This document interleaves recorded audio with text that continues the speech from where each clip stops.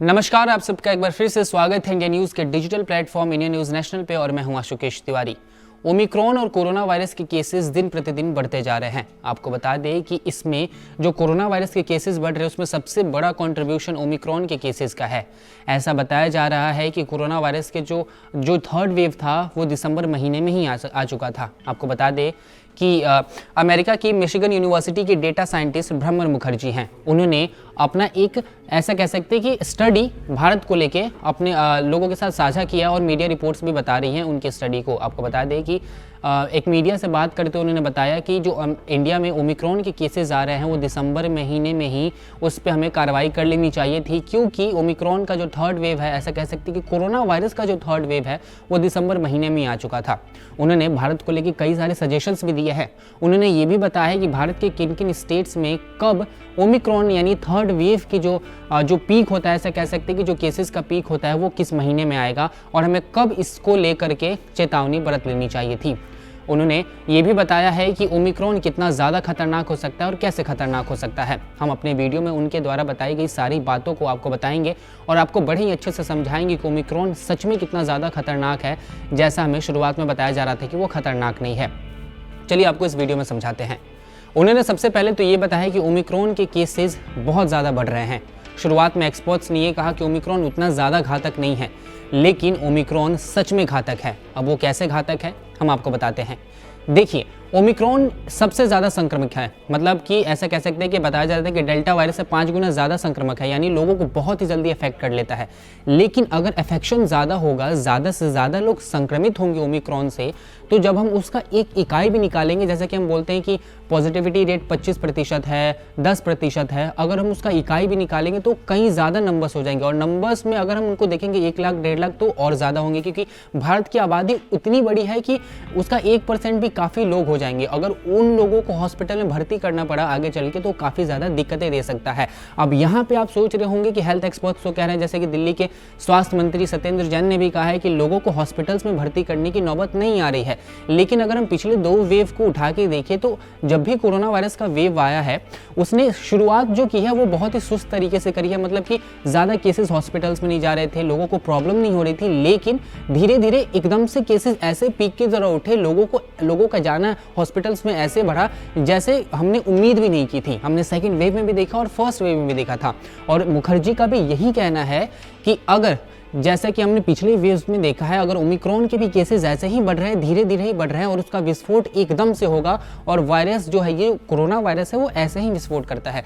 अगर ये विस्फोट होता है तो काफ़ी ज़्यादा घातक होगा, क्योंकि संक्रमण दर हमारे पास बहुत ज़्यादा है, इसीलिए ओमिक्रॉन और ज़्यादा खतरनाक हो जाता है। इसको हमें हल्के में लेने की बिल्कुल भी ज़रूरत नहीं है, हमें इसे हल्के में नहीं लेना चाहिए। इसके साथ साथ उन्होंने जो बात कही थर्ड वेव को लेकर, उन्होंने कहा कि जो इंडिया का थर्ड वेव था वो दिसंबर महीने में ही आ गया था और हमें दिसंबर में ही प्रिकॉशंस लेने शुरू कर देने चाहिए थे, दिसंबर में ही नियम कानून बदलने शुरू कर देने चाहिए थे। हालांकि अलग अलग स्टेट गवर्नमेंट्स जो हैं इस पे अलग अलग डिसीजंस ले रहे हैं, लेकिन वो दिसंबर में लेना हमें शुरू कर देना चाहिए था। इसके साथ साथ उन्होंने ये भी बताया कि जैसे कि दिल्ली है या फिर महाराष्ट्र है, वहाँ पे पीक कब आएगी, यानी केसेस तो अब बढ़ रहे हैं, धीरे धीरे ऊपर की तरफ जा रहे हैं, लेकिन अब इनका ऊपर जाके बंद होना कब शुरू होगा? वो बंद होना शुरू होगा जनवरी के आखिर में, और देश के जो अन्य राज्य हैं वहाँ पे जो पीक आएगा वो फरवरी मिड में आ सकता है या फिर फरवरी एंड में आ सकता है। यानी कुल मिला के हम ऐसा कह सकते हैं कि मार्च के शुरुआत में कोरोना वायरस के मामले गिरने कम हो जाएंगे। लेकिन ये जो जनवरी से मार्च तक का टाइम है, जो बीच में करीब 40-45 दिन का हमारे पास जो वक्त है, वो काफ़ी ज़्यादा क्रूशियल है, क्योंकि यहाँ पे केसेस काफ़ी ज़्यादा बढ़ सकते हैं और हॉस्पिटल्स में लोग भर्ती भी हो सकते हैं, क्योंकि हम दिल्ली में भी देख रहे हैं कि धीरे धीरे लोगों की गिनती शुरू हो रही है।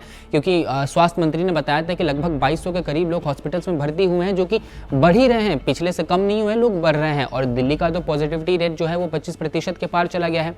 इसके साथ साथ उन्होंने इस बात की भी जानकारी दी कि कैसे सरकार जो है इस पे मापदंड ले रही है और कैसे सरकार को इस पे और ज़्यादा काम करना चाहिए, क्योंकि बिजनेसेस तो बंद नहीं कर सकते, क्योंकि देश को काफ़ी ज़्यादा घाटा हुआ था फर्स्ट लॉकडाउन्स में और सेकंड लॉकडाउन में भी घाटा हुआ ही था। तो हम क्या हमेशा हमारे पास बस एक ही उपाय बचा हुआ है कि हम लॉकडाउन लगा देंगे, कुछ भी होता है तो लॉकडाउन लगा दो, कुछ भी होता है नाइट कर्फ्यू लगा दो, कुछ भी होता है सैटरडे संडे वाले दिन दफ्तर बंद कर दो, स्कूल बंद कर दो। तो कब तक ऐसा चलेगा, कब तक आगे वेरिएंट्स आते रहेंगे, कब तक हम ऐसा करते रहेंगे? उस पर भी उन्होंने बताया कि सरकार को इस पर एक अलग रणनीति बनानी चाहिए कि कैसे हम सेफ गार्ड से सभी चीज़ों को चला सके, क्योंकि अभी भी धीरे धीरे देख रहे हैं और भी केसेस बढ़ेंगे तो चीज़ें बंद हो जाएंगी। दिल्ली में भी अभी यही बात चल रही है कि केसेस बढ़ रहे हैं। अभी तो ये नौबत नहीं आई है कि हम लॉकडाउन लगाएं, लेकिन ये भी नहीं कहा गया है कि लॉकडाउन नहीं लगाया जाएगा, लॉकडाउन लगाया जाएगा, इसमें भी कोई दो राय नहीं है। लेकिन इसके अलावा हम क्या कर सकते हैं, इसको भी सरकार को सोचना चाहिए। इसके साथ साथ उन्होंने एक पॉजिटिव बात भी ये बताई कि भारत की जो तैयारी है वो अमेरिका से बेहतर है, क्योंकि अमेरिका में लोगों ने वैक्सीन तो लिया हुआ है लेकिन लोग अभी भी संक्रमित हो रहे हैं और लोग हॉस्पिटल्स में भी पहुंच रहे हैं। तो इस लिहाज से भारत का जो तैयारी है वो कहीं ना कहीं अमेरिका से बेटर है। लेकिन हमें अमेरिका या फिर किसी और देश से अच्छा नहीं होना है, हमें अपने आप में अच्छा होना है ताकि हमारे लोग जो हैं वो स्वस्थ रहें और प्रोटेक्टेड रहें कोरोना वायरस से। इसके साथ साथ उन्होंने ये भी बताया कि भारत में 90% लोगों को फर्स्ट डोज लग चुकी है, 60% लोगों को दोनों डोजेज लग चुकी हैं। अब इसके बाद से सरकार को इस पर और ज़्यादा काम करके जो 90% वाले लोग हैं उसको जो सेकेंड डोज का आंकड़ा है उसे हमें कहीं ना कहीं कैसे भी करके 90%, ऐसा कह सकते हैं 100% पहुंचाना होगा। बच्चों को भी अब डोजेज लग रहे हैं क्योंकि ओमिक्रॉन के केसेस बच्चों में भी देखने को मिल रहे हैं। अब हालांकि बच्चों को भी डोजेज लगने शुरू हो गए हैं और इस पर भी ध्यान देने वाली बात होगी कि आने वाले समय में जो हमारे पास 45-50 दिन है उसमें कितने बच्चे भी संक्रमित होते हैं। इसके साथ साथ उन्होंने ये भी बताया कि जो कोविड प्रिकॉशंस हैं उसको आपको लेते रहना होगा, उसका पालन करते रहना होगा, क्योंकि जब तक आप कोविड प्रिकॉशंस पालन करेंगे तब तक आप सेफ रहेंगे। क्योंकि वैक्सीन भी जो है वो 100% इफेक्टिव नहीं है, वो आपको संक्रमित कर देगी। वैक्सीन का काम ये है कि वो आपको हॉस्पिटल में जाने से बचा ले, वैक्सीन का काम ये है कि वो आपका जो ऑक्सीजन लेवल है उसको मेंटेन रखे, वैक्सीन का काम ये है कि वो आपके लंग्स को इफेक्टिव रखे।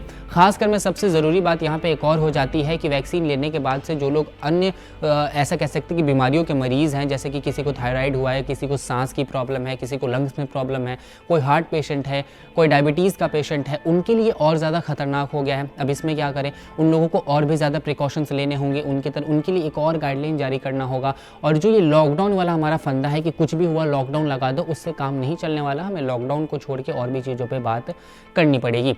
तो कुल मिलाकर जो हमारे एक्सपर्ट्स थी, डाटा साइंटिस्ट एक्सपर्ट थी, उन्होंने यही बताया है कि प्रिकॉशंस लीजिए। सरकार को इस बात की हिदायत दी है कि हमारी तैयारी तो अमेरिका से बेहतर है, लेकिन हमें अमेरिका से बेहतर नहीं होना। हमें इतना कुछ करना है कि हमने सेकंड वेव में देखा, जितना भयावह परिस्थिति हमने सेकंड वेव में देखा था, वैसी परिस्थितियां अभी हमारे सामने नहीं आए। इसके साथ साथ अभी कुछ दिनों पहले अटकलें लगाई जा रही थी कि ओमिक्रॉन के बाद से केसेस आने बंद हो जाएंगे, लेकिन ये भी बात गलत है, क्योंकि ओमिक्रॉन के बाद से हमें एक और वायरस का नया म्यूटेशन देखने को मिला। इसके बाद से लोग ये कह रहे हैं कि इस म्यूटेशन के बाद अगला म्यूटेशन नहीं होगा। ऐसा नहीं है, म्यूटेशन होगा, हमेशा ही RNA में म्यूटेशन होते रहते हैं और कोरोना वायरस के मामले बढ़ते रहेंगे। लेकिन इसका मतलब ये नहीं कि हम हर कोरोना वायरस के मामले पे लॉकडाउन लगा दे। तो ये थी हमारी एक्सपर्ट की राह, जिन्होंने हमें ये बताया कि हमारी तैयारी तो अमेरिका से बेहतर है, लेकिन हमें अमेरिका से भी और ज़्यादा बेहतर करना पड़ेगा। फिलहाल हम इस वीडियो में इतना ही रखेंगे। ओमिक्रॉन से रिलेटेड ये हमारी थोड़ी सी अपडेट थी, एक एक्सपर्ट की राय थी जो हमने आप तक पहुँचाई। अगर आपको ऐसी वीडियोज़ देखनी है, ओमिक्रॉन से रिलेवेंट वीडियोज़ देखनी है, या फिर नेशनल यानी भारत जगत से या फिर दुनिया के पॉलिटिकल जितने भी सिनेरियोज होते हैं वो सभी अगर आपको देखनी है, तो आप हमारे चैनल इंडिया न्यूज़ नेशनल ज़रूर सब्सक्राइब करें। अगर आपको हमारा ये वीडियो पसंद आया हो तो वीडियो को लाइक करें और चैनल को सब्सक्राइब करें, और हाँ, बेल आइकन को दबाना ना भूलें ताकि आप तक वीडियो का नोटिफिकेशन पहुंचता रहे। देश और दुनिया की तमाम खबरों के लिए देखते रहिए इंडिया न्यूज़ नेशनल।